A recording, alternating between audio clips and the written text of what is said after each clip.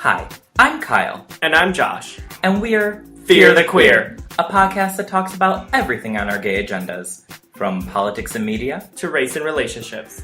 So sit back, relax, as we spill the tea. Fear the Queer. That was beautiful. That was good. I know. Thanks.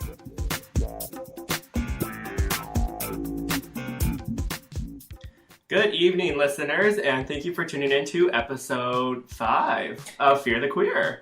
On today's episode, we're talking to our good friend, Mr. Mike Burton, about art, queerness, and music from his new album.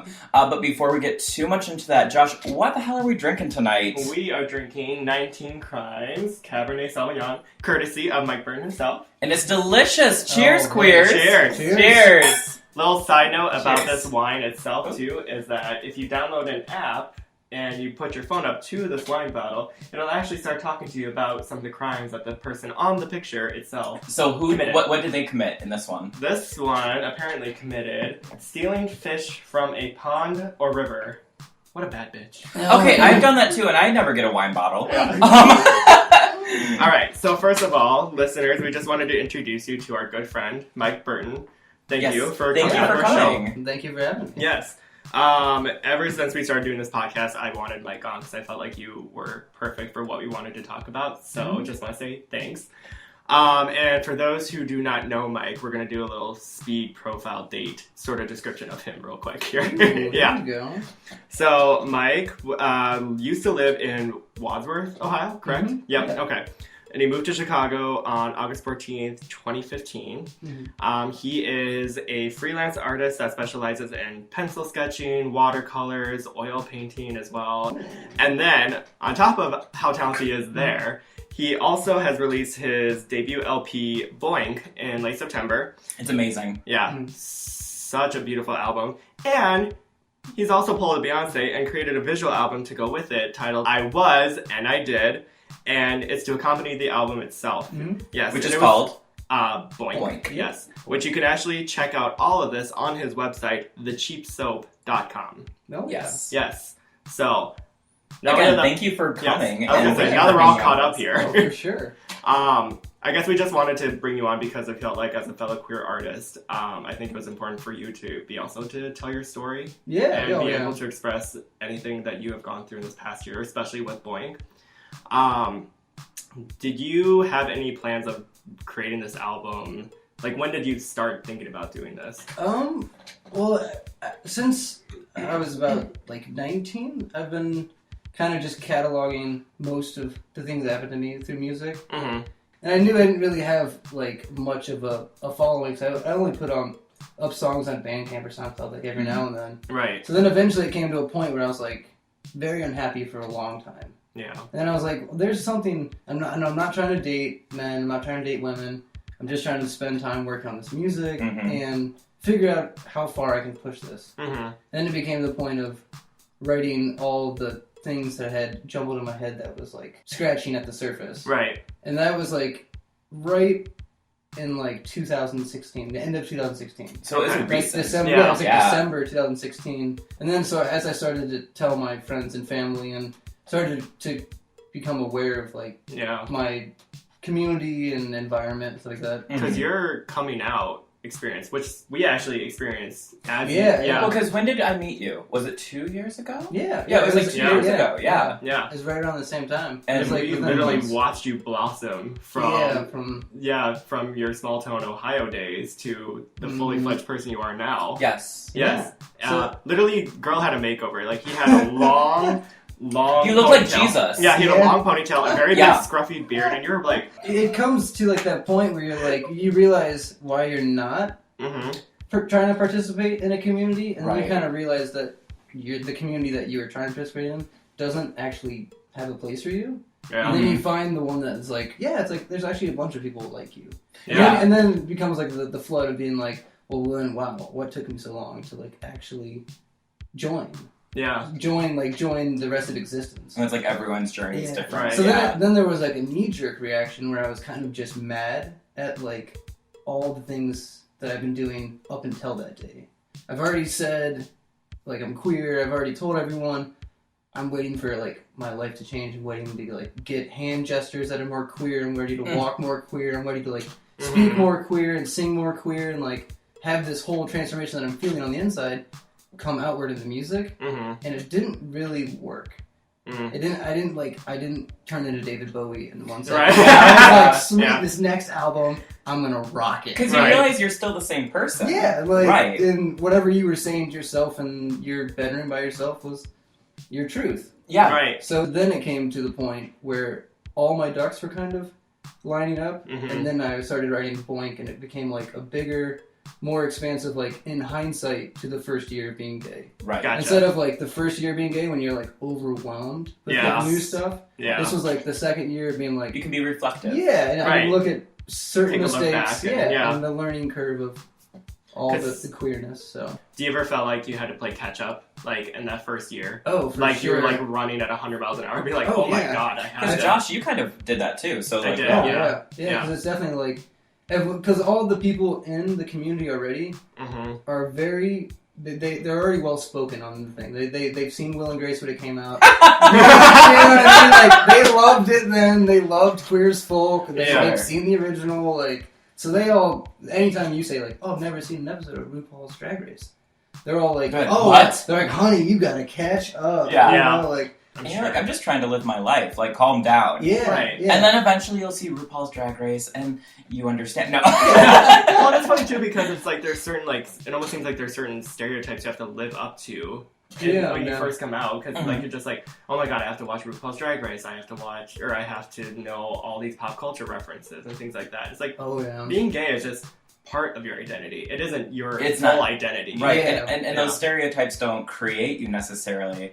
And if you do fall, like I fall into so many of the stereotypes, which is okay. Yeah. But it's by the narrative that we chose for ourselves. Right, and it's like you never want to like be like, well, everyone has to act that way or has to like those things. Every gay person likes Britney Spears. Right. Like, right. Well, kind of. Yeah, she's okay. Like, I'm not gonna ask the DJ to turn it off.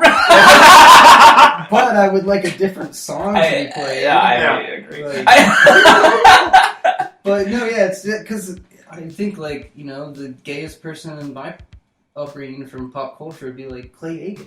Or something something stupid like that, where you're just like, well, that's the only gay person I think I know. That you feel like you can't connect to. Yeah, it's like, so it's definitely, like, a little challenging in Ohio, but now that I live in Chicago and I realize that there's actually a community and a group of people that actually, like, have very similar lifestyles. And they love and support what you do. And we were just saying before we started recording that we all almost kind of moved here around the same time. Right. Yeah, because Josh, you came in August 2015, 2 weeks before you moved here. Yeah. And I went through the coming out process kind of similar to you, which I guess Chicago just does that to you. When you're in a different state than the ones that you grew up with. There's less pressure. So it's less pressure, but then you realize that like all those big, hard conversations you have to have with them, you probably can't.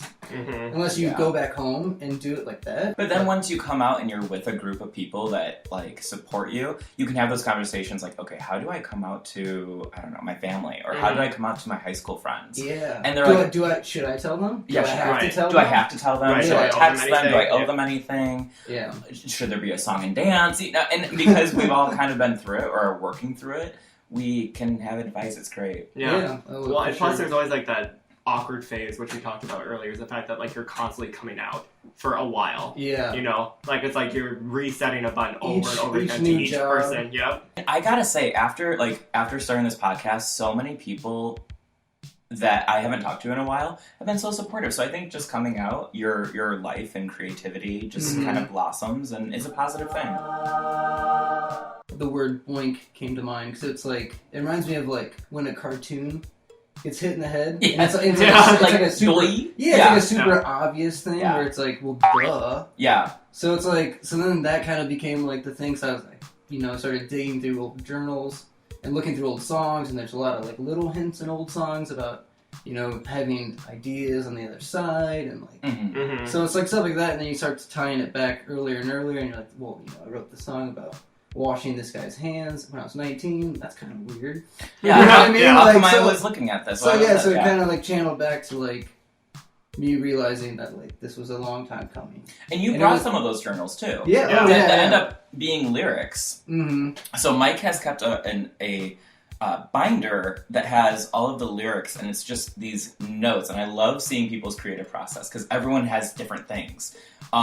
So go ahead and describe how you write a song.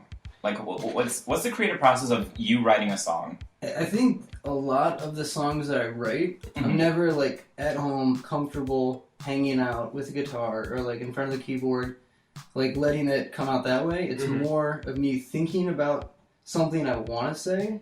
So I feel like a lot of the songs that I write are like pocket journals, like at work. They feel very personal. They I feel like I got to know you better. Like, we were friends before this, but then I listened to the album and I was like, I felt almost squeamish because you start looking at it and you're like, oh my god, it's a really personal journey. But you like, I identify with some of the songs, and it's like, it makes me feel closer to you as a person. Oh, totally. Sweet. And it was like an open invitation into your mind, and I thought it was just like, it almost felt intrusive in a way. Yeah. Right, like we're like looking at your journals without you knowing it. Right. Yeah, exactly. That's like, God, this is just hard to listen to, but not in a bad way, just because it's like so bare-boned. Yes. And like blunt. Yeah. To where you're like, there's no two ways to think about this.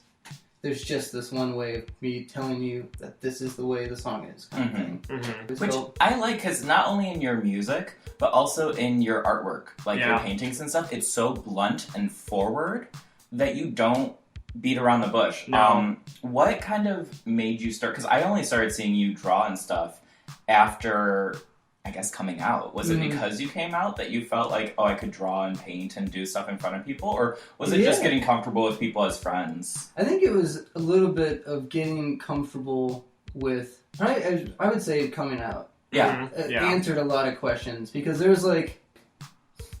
Was it almost like self-therapy for you? Yeah, it was like learning, it was like a history lesson. It wasn't pornographic. It was never like, I'm getting turned on by drawing this like weird three-way on this couch.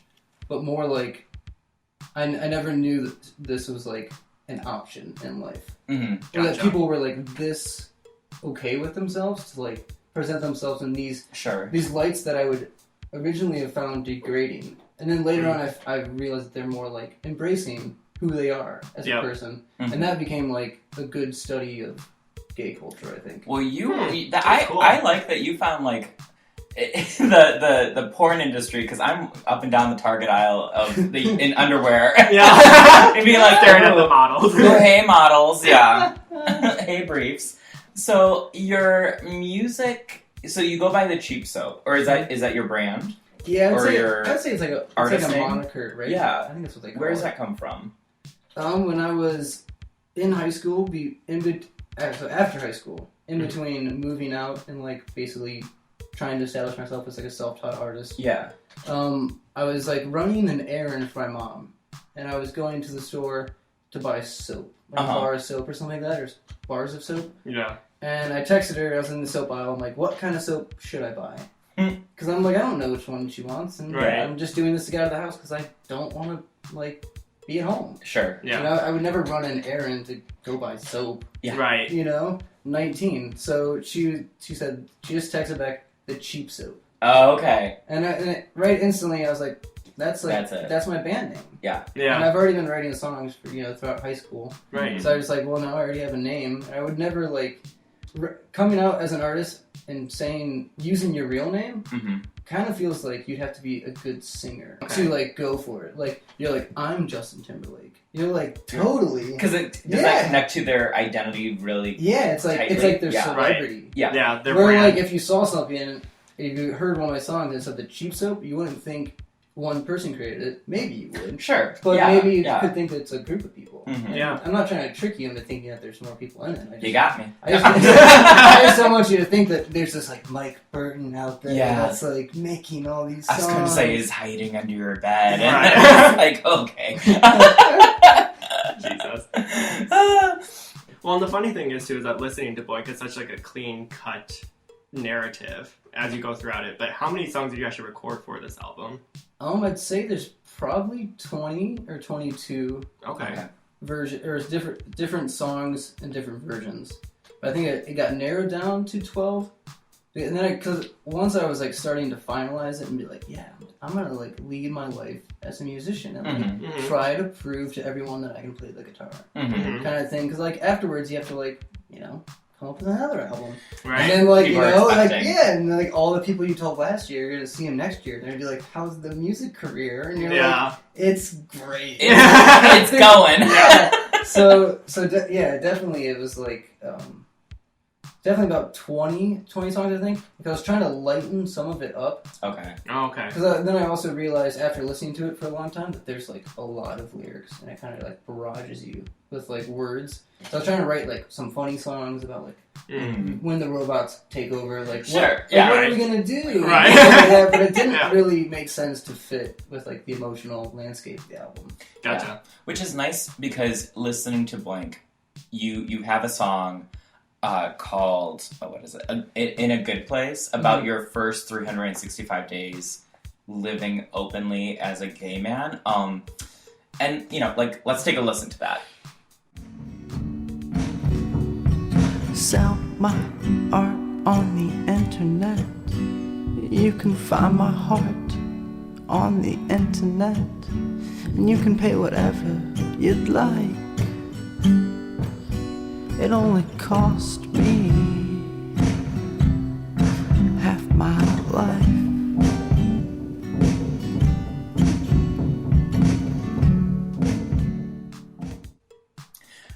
So forgive me if I get a little teary-eyed listening to that. It's my favorite song on the album.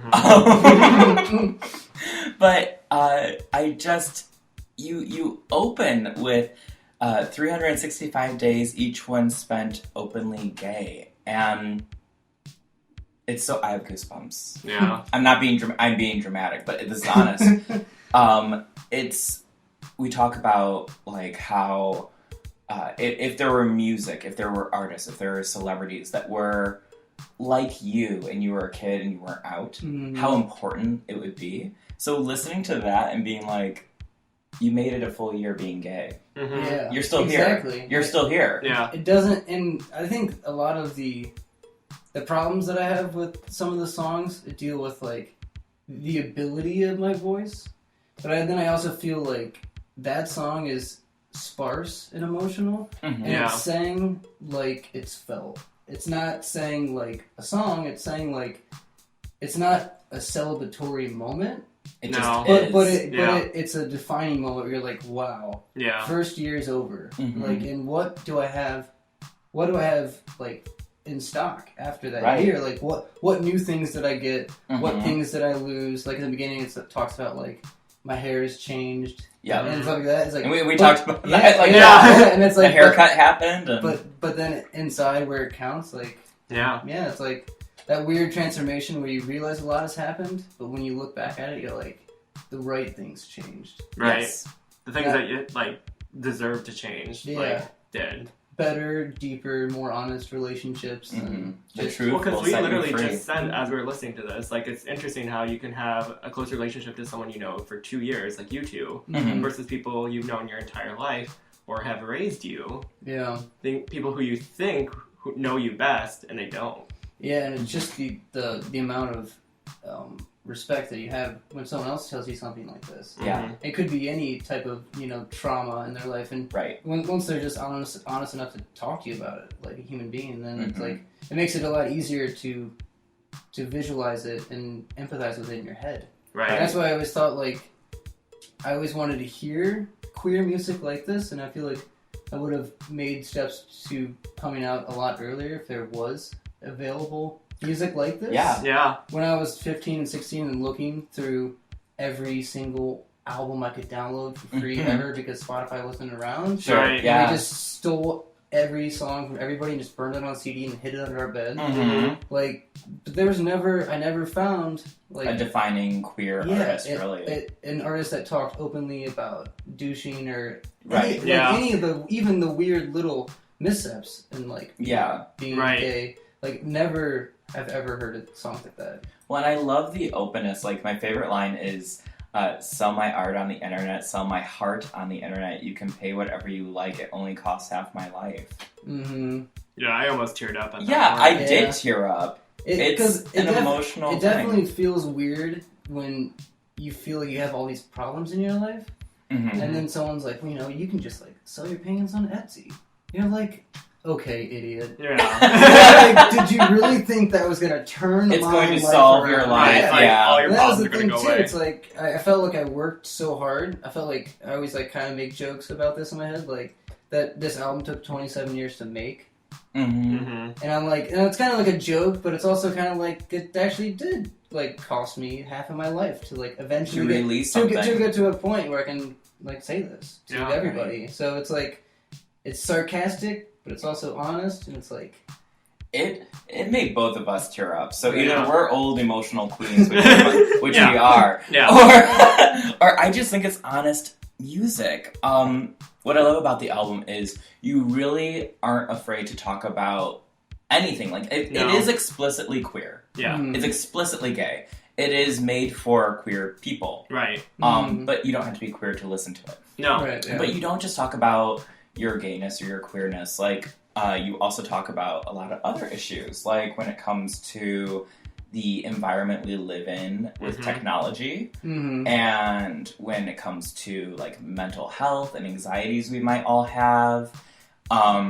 So I think the next song that I'd like to listen to you guys with is My Boyfriend Says, which, when did you write this one? Because this was a very lucky last one. Mhm. Oh, It really? was the last one I recorded, and sometimes, since, you know, we live in Chicago, it's Mhm.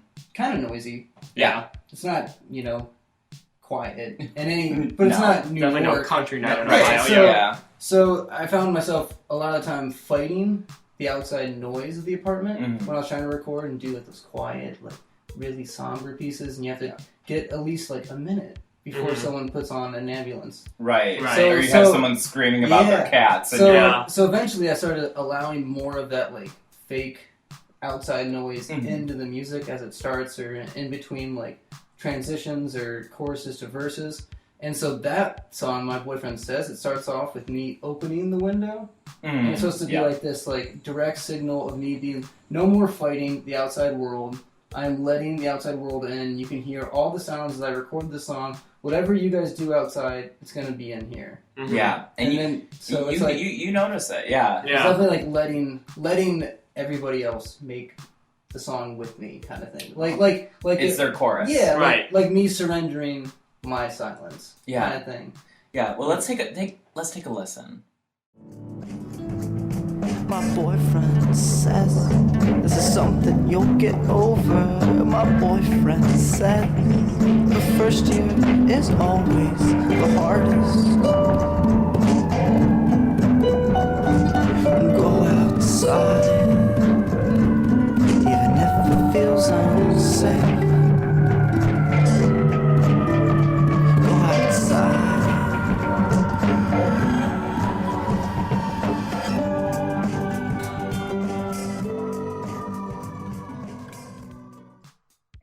So I love My Boyfriend Says. Like you said, I think it has that natural sound of you opening the door.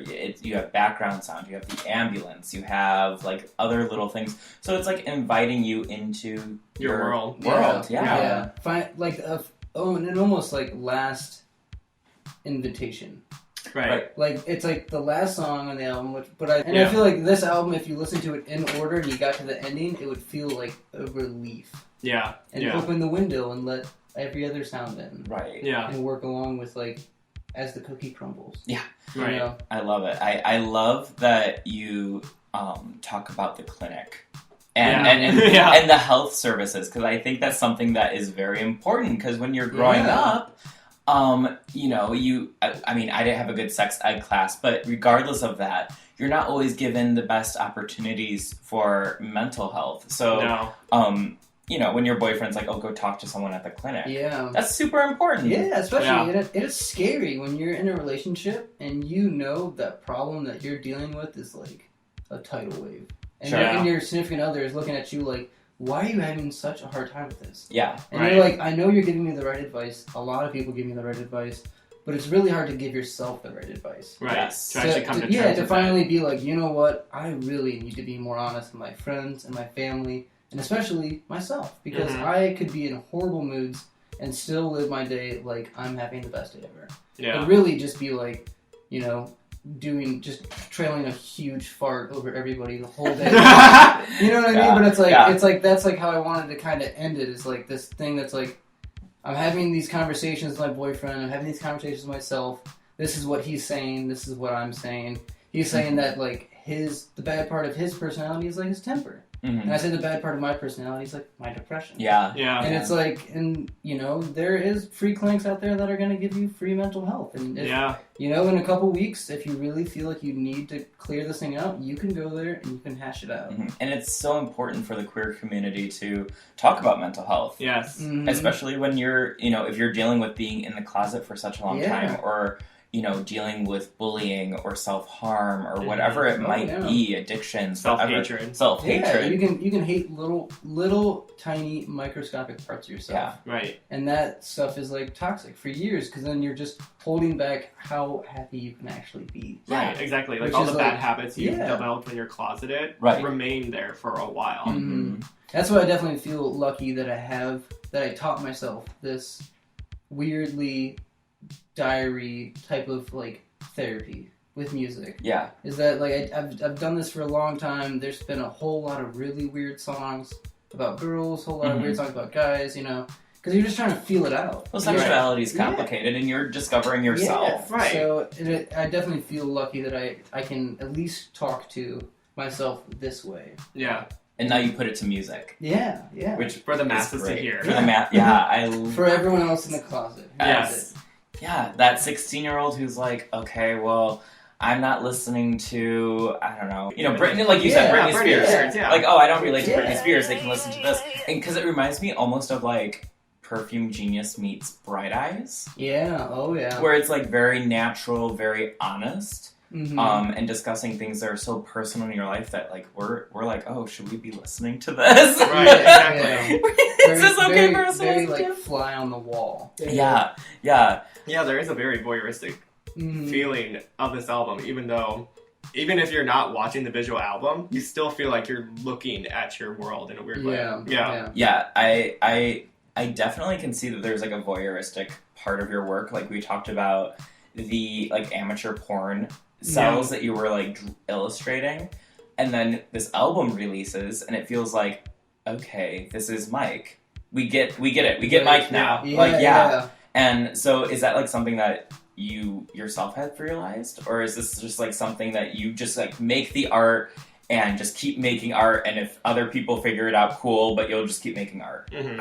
I think I'll probably write and record songs the rest of my life. Mm-hmm. I don't know if that'll ever be like my main goal in life. I would love for it to be like the thing I do 24/7. Yeah. So I feel like recording those 36 songs in that 1 month, did that help me come out? I think that changed my life. Mm-hmm. Yeah. So it's like I would love to try 2 months or a year and write a song every day and see where I land. Yeah. But it doesn't really seem as plausible because there's so many artists and so many people doing it, and like the only way to make music is to like play shows. Mm-hmm. And I don't think my music is really like that audience oriented.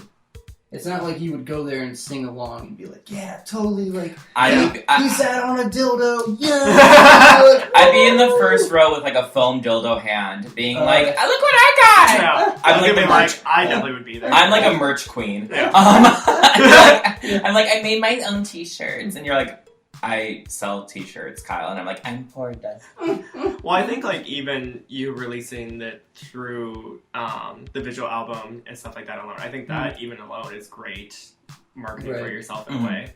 You know what I mean? Because how else are you gonna like? I wouldn't be able to, like you said, I couldn't view this like on a bar screen. Yeah, you know, watching it with a whole bunch of other people, being like, "Wow, this is really intimate." Yeah, you know? This is 5 minutes of silence. And Yeah. he just pooped. Yeah. Yeah, that's weird. Yeah. But I think for the visual album, it was more of like a story of an artist. Right. Do you feel more comfortable with yourself since coming out, or? Yeah. Oh, totally. Yeah.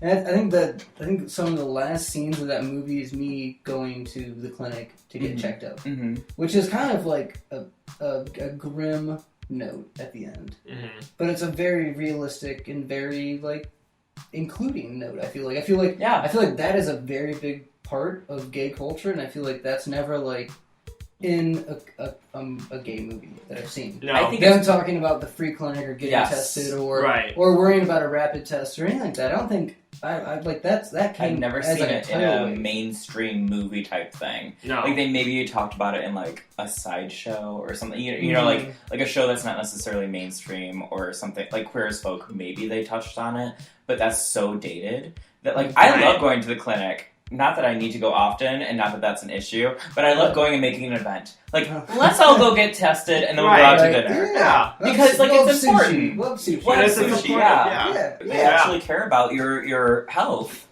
So it's really wild, yeah. I think everyone go get tested, make a day of it. The clinic is great. Mental health services are great. Yes. For sure. There's no instruction manual. No. Which is tricky, because then you learn only by mistakes. Yep. And that makes you feel like you're doing it wrong. Yeah. Which is another thing where you're like, wow, like I was bad at being straight, and now I'm worse at being gay. Like, damn, like what am I? What's going on? Yeah. So I definitely think like going through learning your gay identity is a very weird, isolating time in your life. Oh yeah. It feels like this... At least for my personal experience. It's the most precious thing you've ever, like, contained within yourself. Mm-hmm. And then you tell someone, they're like, oh, well, you know, like, I kind of thought that. You're like, oh, you're going to limit that? Yeah. Right. It's kind of like, so I had to work through so much of my life. Right. And then you just narrow it down to that simple statement, like, oh, I knew. Yeah, and you're like, well, yeah, I guess it's not that big of a deal. But yeah, it's just like, well, fuck you too. Totally. Yeah.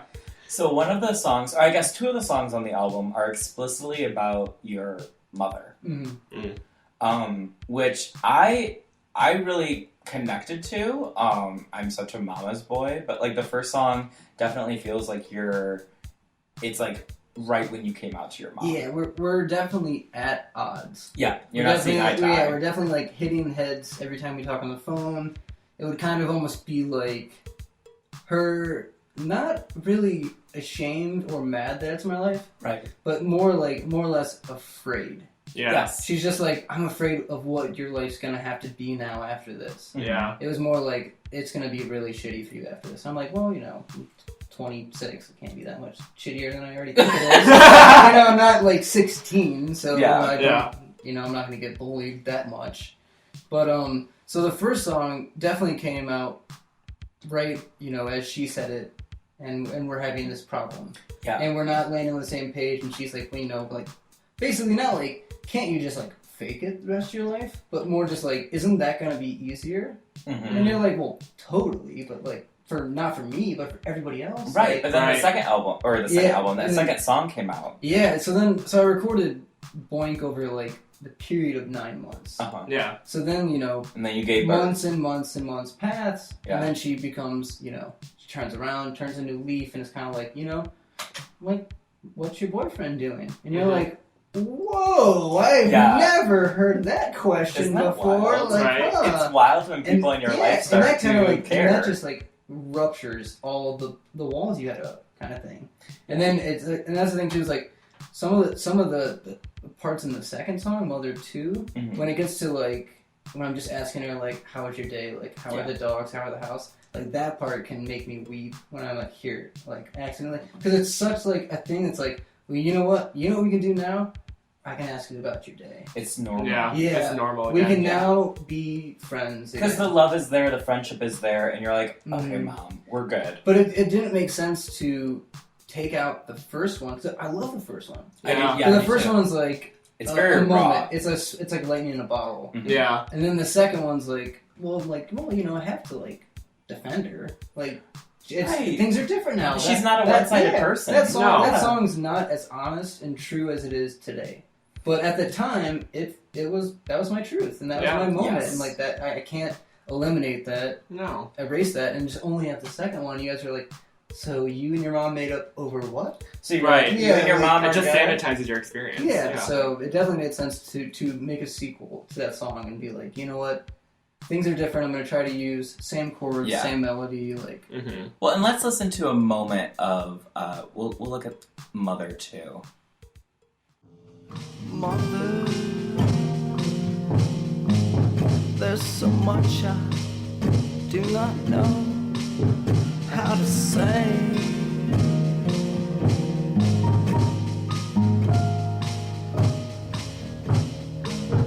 There's a hurt deep inside that won't go away. It's my power source at times, and at times it can swallow entire days.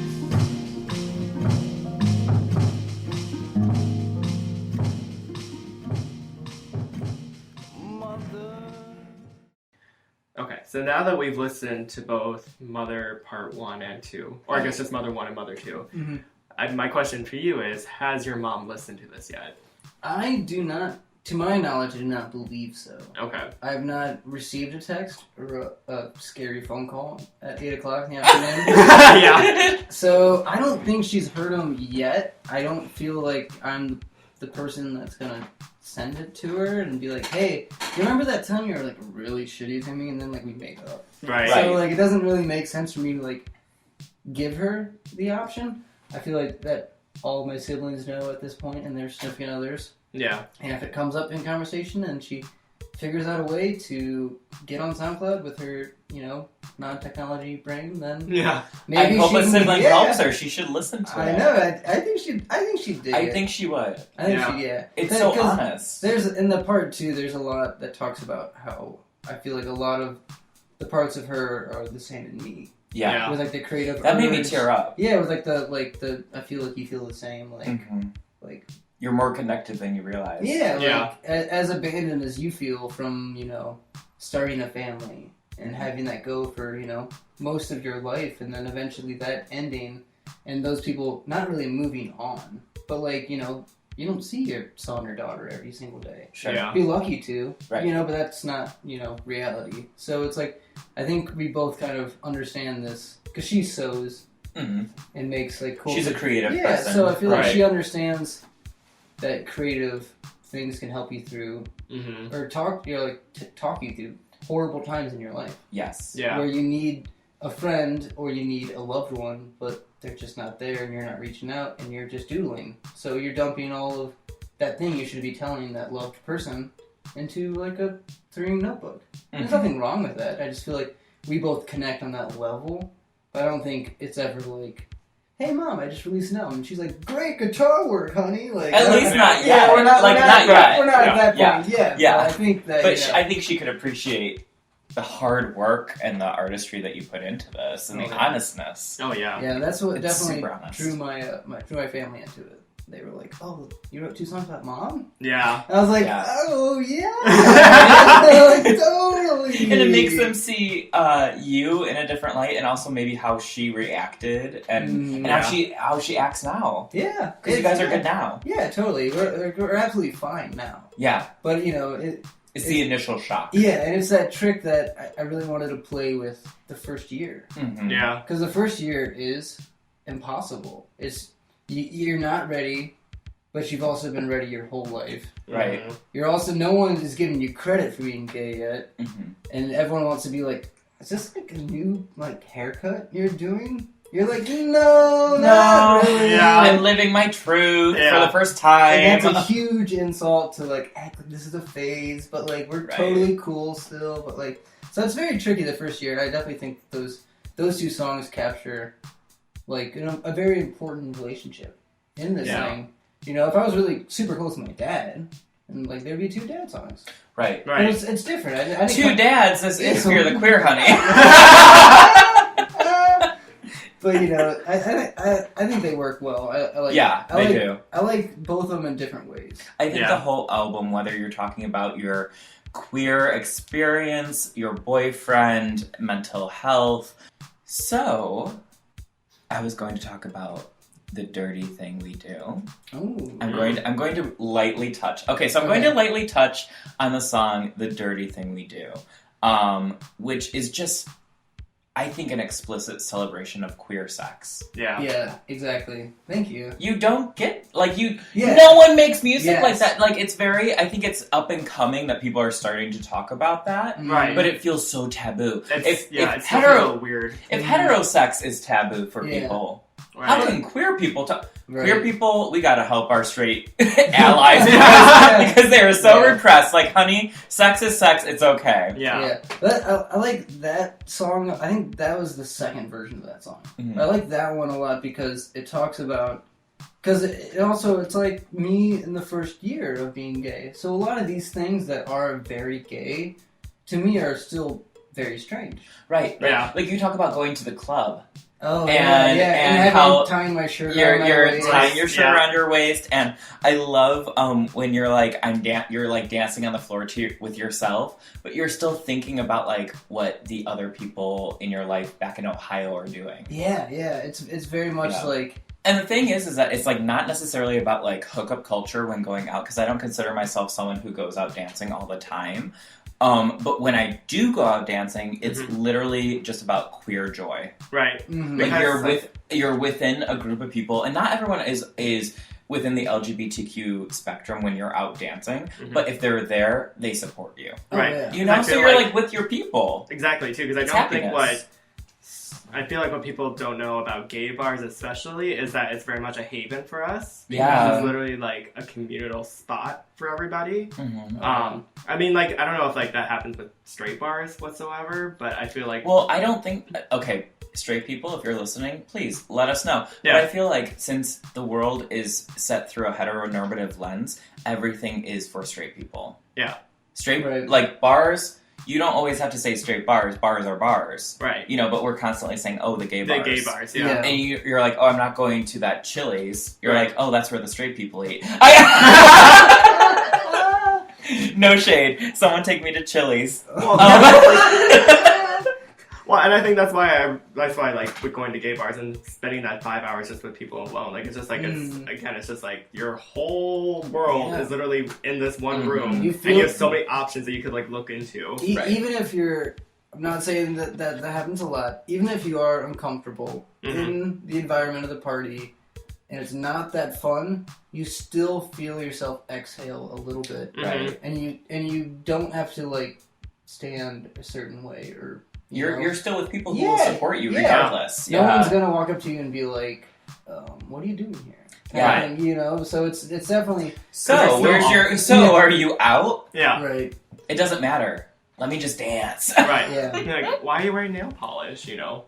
Well, we question that every day. But yeah, that song, because that's what the title is too. Is like, what a dirty thing we do. It definitely like. It meets, I want to say it meets straight people halfway, because I'm kind of like, when I was writing that song, it's kind of like, you know, I'm definitely out of the closet when I wrote that song and recorded it, but I still have like the same ideas of what anal sex is. Sure. And what a risky thing it is, and what a dirty thing it is, and what like a abnormal thing it is to do. Or like what the heteronormative culture will think that queer sexuality is a dirty thing. Yeah, and then it comes to that point in the song where it's like, you know, like, I forget, it's probably one of the choruses, but it's like, you know, like, now grab a rag and wipe me off.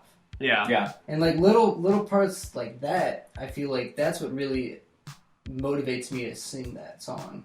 Is when I get those lines and I'm like, that's something very deeply honest and personal about gay sex that, you know, happens to everybody. And a young person could listen to that and be like, okay, so that's like a normal thing. Yeah, like, well, just like... Because straight people aren't even getting, like, sex ed. So, like, you have to find it through the media. It definitely it felt like an explanation of gay sex. Yeah. To gay people through a gay song. Yeah. Kind of explaining how I feel about it.